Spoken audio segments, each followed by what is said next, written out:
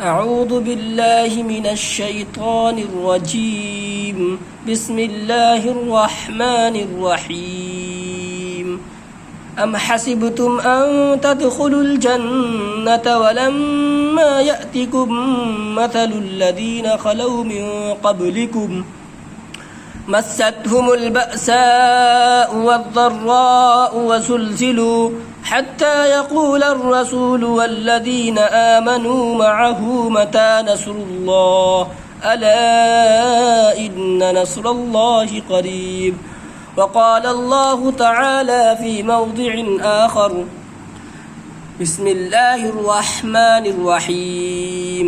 ألف لام ميم. أحسب الناس أن يتركوا أن يقولوا آمنا وهم لا يفتنون. وقال الله تعالى في مكان آخر: والله الغني وأنتم الفقراء وإن تتولوا يستبدل قوما غيركم ثم لا يكونوا أمثالكم.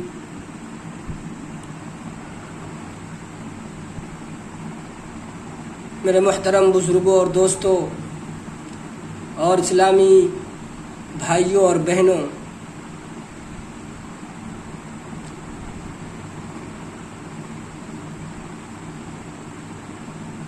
اللہ تبارک و تعالی نے قرآن مجید میں ایک سورت اتاری ہے، ایک سورت نازل فرمائی ہے، اس کا نام ہے سورہ اخلاص۔ اس میں اللہ تبارک و تعالی نے خود اپنی ذات کے بارے میں بیان فرمایا ہے۔ بسم اللہ الرحمن الرحیم۔ قل هو اللہ احد اللہ الصمد لم یلد ولم یولد ولم یکن له کفوا احد۔ اے نبی جی آپ فرما دیجیے وہ یعنی اللہ ایک ہے، اللہ الصمد، اللہ بے نیاز ہے، لم یلد ولم یولد، اس نے کسی کو نہ جنا اور نہ اس سے کوئی جنا گیا، ولم یکن له کفوا احد، اور اس کے برابر کوئی نہیں، لیس کمثلہ شیء، اس جیسا کوئی نہیں۔ اللہ کی ذات بہت ہی بلند و بالا اور عظمت و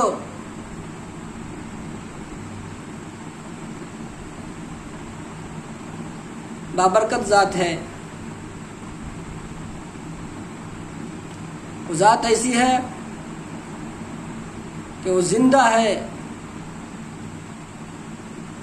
وہ نگہبان ہے، وہ محافظ ہے، روز جزا کا مالک ہے، وہ رب العالمین ہے، وہ معبود برحق ہے۔ اسی طریقے سے نبی علیہ الصلاۃ والسلام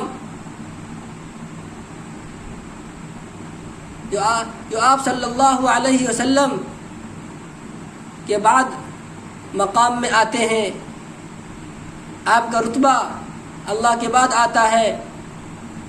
آپ علیہ الصلاۃ والسلام بھی بہت ہی بابرکت ذات ہیں،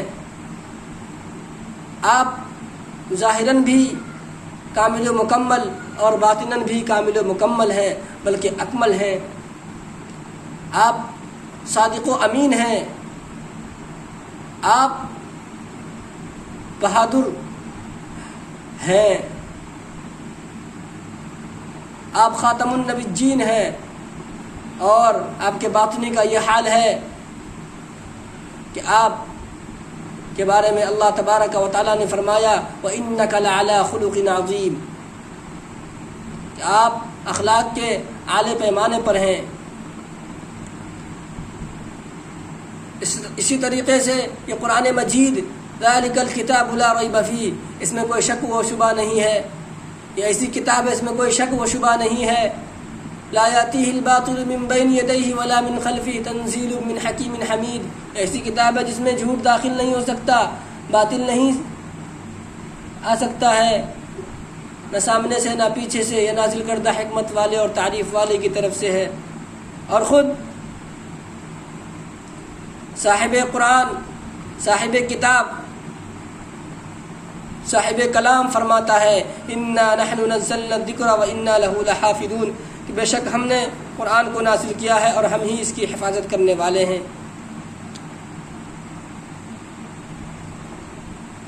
قرآن کا ایک ایک حرف سچا ہے، قرآن کی ایک ایک آیتیں سچی ہیں، قرآن کے ایک ایک حروف اور نقطے سچے ہیں۔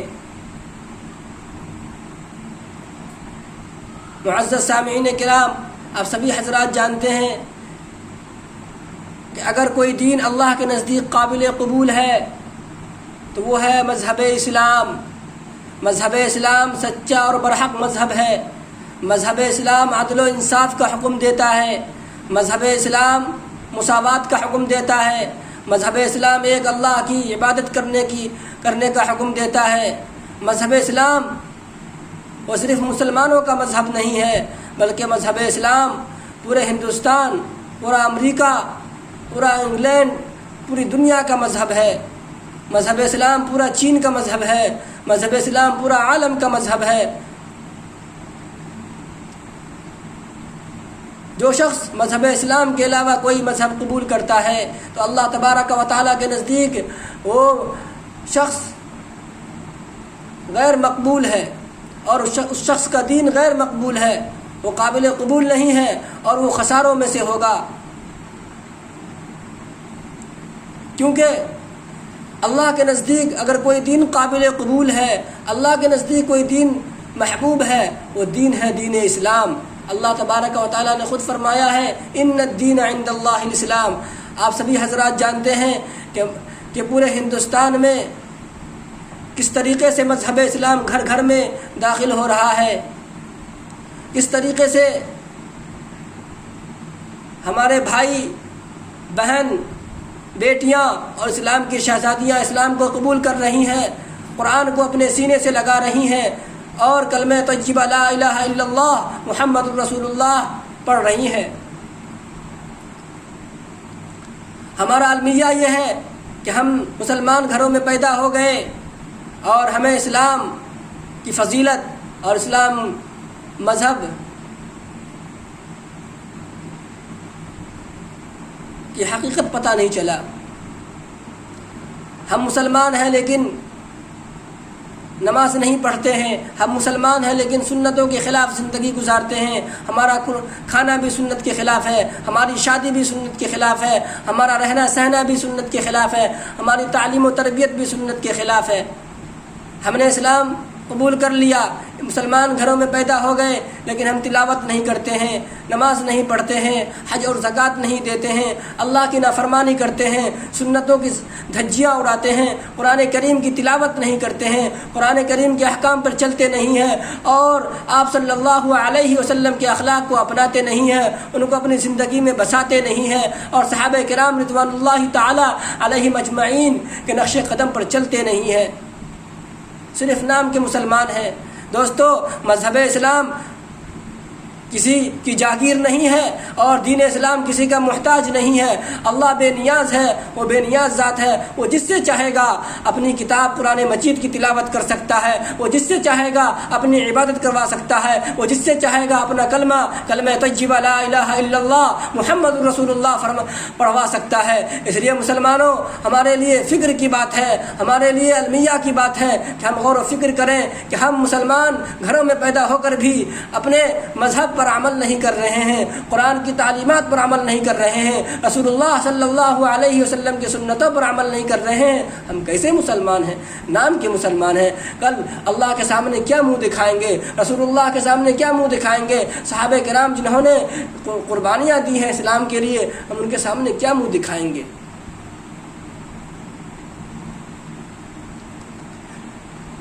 اگر آپ اسی طریقے سے بے فکر رہیں اور قرآن کو اپنے طاقوں میں سجا کر رکھتے رہیں، سنتوں کا پامال کرتے رہیں، تو اللہ تبارک و تعالی شیام سنگھ گوتم جیسا شخص کو محمد عمر بنا کر اسلام کا داعی بنا دے گا، فاطمہ گوتم کو اسلام کی داعیہ بنا دے گا، دھنمیت سنگھ اور رنگیت سنگھ کو اسلام کی شہزادی بنا کر اللہ پیدا فرما دے گا۔ شالنی یادو جسے فضا فاطمہ اسلامی نام ہے، اللہ تبارک و تعالیٰ ان کو بھی اسلام کا کلمہ پڑھوا کر قل اللہ احد اللہ الصمد لم یلد ولم یولد ولم یکن لہ پڑھوا کر مسلمان بنا دے گا۔ تو اللہ کی ذات کسی کا محتاج نہیں ہے، اللہ کی ذات بے نیاز ہے، اس کا دین بھی بے نیاز ہے۔ مذہب اللہ رب العالمین ہے، تمام عالم کا رب ہے۔ اسی طریقے سے ہمارے نبی آخر الزماں محمد الرسول اللہ صلی اللہ علیہ وسلم مسلمانوں کے نبی نہیں ہے، صرف اور صرف مسلمانوں کے نبی نہیں ہے، بلکہ وہ خاتم النبیین ہے اور رحمت للعالمین ہے، سارے عالم کے لیے رحمت بنا کر بھیجے گئے ہیں۔ اسی طریقے سے مذہب اسلام اور قرآن مجید ہدی للناس ہے، لوگوں کے لیے ہدایت ہے۔ مذہب اسلام عالمی مذہب ہے۔ میرے محترم بزرگوں اور دوستو، سب سے پہلے میں شیام گوتم، اسلامی نام محمد عمر گوتم، مفتی جہانگیر، شالنی یادو اسلامی نام فضا فاطمہ، دنمیت سنگھ، رنگیت سنگھ اور عائشہ، خدیجہ، فاطمہ اور نہ جانے اس طرح کتنی ہماری ماں اور بہنیں اور بیٹیاں جو اپنے گھروں میں بیٹھ کر قرآن کی تلاوت کر رہی ہیں، کلمہ پڑھ رہی ہیں اور اسلام کو قبول کر چکی ہیں، ان کو ہم مبارکباد دیتے ہیں اور ان کے دین اسلام پر استقامت کے لیے دعا کرتے ہیں اور اللہ پاک سے خصوصی دعا فرماتے ہیں کہ اللہ تبارک و تعالیٰ ان کی حفاظت فرمائیے، اللہ تبارک و تعالیٰ ان کی نصرت فرمائیے۔ ان کے لیے بہت ہی قربانی کی بات ہے اور ان کو قربانی دینی پڑے گی، کیونکہ اللہ تبارک و تعالیٰ نے فرمایا ہے الف لام میم احسب الناس ان يتركوا ان يقولوا آمنا وهم لا يفتنون۔ اس آیت کا مطلب یہ ہے کہ جن لوگوں نے کہہ دیا کہ ہم نے ایمان لے آیا، کیا ان کو بغیر آزمائش اور بغیر مصیبت، بغیر پریشانی کے چھوڑ دیا جائے گا؟ نہیں دوستو، ان کے اوپر آزمائشیں آئیں گی، ان کے اوپر حالات آئیں گے، آپ کے اوپر حالات آئیں گے، آپ کے اوپر پریشانیاں آئیں گی، آپ کے قوم کے لوگ آپ کو پریشان کریں گے، آپ کے گھر کے لوگ آپ کو پریشان کریں گے، آپ کے اوپر دباؤ ڈالیں گے، آپ کے اوپر پریشانیاں آئیں گی، لیکن اسی طریقے سے آپ کے اوپر تکلیفیں آئیں گی، مصیبتیں آئیں گی، آپ کو پریشانیاں آئیں گی۔ کیا آپ جنت میں داخل ہونا چاہتے ہیں؟ حالانکہ آپ کے اوپر تکلیفیں اور مصیبتیں جو آپ سے پہلے لوگوں کے اوپر آئی تھی وہ نہیں آئیں گی۔ پہلے لوگوں کو جھنجھوڑ دیا گیا تھا، یہاں تک کہ وہ لوگ چیخ اٹھے متی نصر اللہ، کہ اللہ کی مدد کب آئے گی؟ الا ان نصر اللہ قریب، کہ سنو اللہ کی مدد قریب، اللہ کی نصرت کیا ہے؟ قریب ہے، بہت جلد آنے والی ہے۔ تو جس طریقے سے اللہ تبارک و تعالیٰ نے حضرت ابراہیم کو آگ میں ڈال کر آزمایا، سیدنا حضرت موسیٰ علیہ السلام کے اوپر آزمائشیں آئیں، تمام صحابہ کرام، ہمارے نبی جناب محمد رسول اللہ صلی اللہ علیہ وسلم کے اوپر آزمائشیں آئیں۔ طائف کے سفر میں گئے تھے تو آپ کی دعوت کو ٹھکرا کر ان لوگوں نے آپ کے اوپر پتھر کی بارش کی، آپ کے جسم مبارک سے لہو لہان جاری ہو گیا تھا۔ صحابہ کرام کے اوپر پریشانیاں آئیں، بلال حبشی رضی اللہ تعالی عنہ پر، ابو ذر غفاری رضی اللہ تعالی عنہ پر، اور اس طریقے سے بے شمار صحابہ کرام ہیں، خباب بن ارت ہیں، سب کے اوپر کیا ہے؟ پریشانیاں آئیں۔ تو آپ نے اسلام قبول کیا ہے، آپ نے ایک سچا دین قبول کیا ہے، آپ نے اللہ کے نزدیک جو برحق دین ہے، جو قابل قبول دین ہے، اس کو قبول کیا ہے، تو اللہ آپ کو آزمائے گا، آپ کے اوپر حالات آئیں گے، آپ صبر سے اور استقامت کے ساتھ جمے رہیے گا، اللہ تبارک و تعالیٰ آپ کی مدد فرمائیں گے۔ اور اللہ کے نبی نے فرمایا وَإِن قُتِلْتَ وَحُرِّقْتَ، اگر آپ نے ایمان قبول کر لیا ہے تو سولی پہ چڑھ جانا، قتل ہو جانا، جل جانا، مر جانا، لیکن مذہب اسلام سے منہ مت پھیرنا۔ ہم تو یہی دعا کرتے ہیں کہ اللہ تبارک و تعالیٰ آپ کی خاص نصرت فرمائے اور ظالموں کے ظلم سے آپ کی حفاظت فرمائے، آپ کے قوم کے لوگوں سے آپ کی حفاظت فرمائے۔ اور میں ان لوگوں سے کہنا چاہتا ہوں کہ جو ہمارے مسلمان بھائی ہیں، اپنی بہنوں اور بیٹیوں کو اپنا بہن اور بیٹی مانو، اپنے بھائی مانو۔ کیوں؟ اس لیے کہ انہوں نے اسلام قبول کر لیا ہے اور انہوں نے کوئی غلط کام نہیں کیا ہے، بلکہ انہوں نے تو خود ہندوستان کا جو قانون ہے، ہندوستان کا جو آئین ہے کہ اگر کوئی بالغ ہو جائے تو اس کو اختیار ہے جس سے وہ چاہے شادی کرے اور جس سے چاہے وہ جس دھرم کو چاہے وہ قبول کر لے۔ یہ ہماری بہن ہے، بیٹیاں ہیں، ہم اس میں کوئی سیاست نہ کھیلیں، ہم اس میں کوئی دو طرح کی باتیں، دو طرفہ باتیں نہ کریں، بلکہ ڈائریکٹ کہیں یہ اسلام کی بیٹی ہے، یہ اسلام کی شہزادی ہے، یہ رسول اللہ صلی اللہ علیہ وسلم کی بیٹی ہے، یہ فاطمہ کی بہن ہے، یہ عائشہ کی بیٹی ہے، یہ خدیجہ کی بیٹی ہے، یہ ہماری بہن ہے، یہ ہماری بیٹیاں، ہم اس کو قبول کرتے ہیں، ہم ان کے لیے دعا کرتے ہیں، اور اگر کیس لڑنے کی ضرورت پڑے تو ہم اس کے لیے انشاءاللہ کیس بھی لڑیں گے، ہم ان کے لیے احتجاج کریں کہ جب انہوں نے قبول کر لیا ہے اور ہندوستان کا آئین بھی اجازت دیتا ہے کہ جب لڑکی بالغ ہو جائے تو وہ جس دھرم کو چاہے قبول کر لے، تو پھر کیوں یہ ظالم لوگ، یہ پولیس والے اور اس طریقے سے یہ حکومت کس طرح ظلم کر رہی ہے؟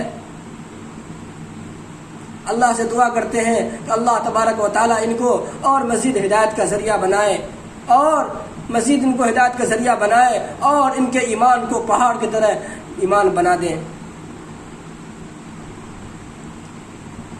آخر میں جاتے جاتے میں اپنی اسلامی بہنوں اور بیٹیوں سے کہنا چاہتا ہوں، بہنوں اور بیٹیوں،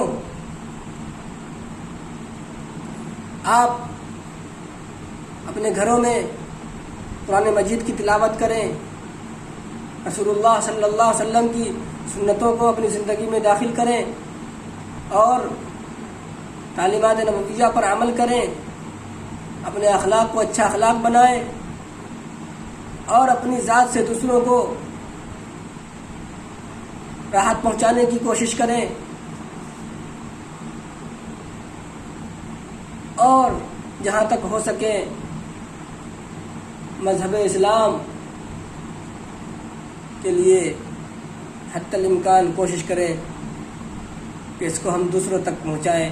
اللہ تبارک و تعالی ہم سبوں کو عمل کرنے کی توفیق عطا فرمائے۔ وآخر دعوانا ان الحمدللہ۔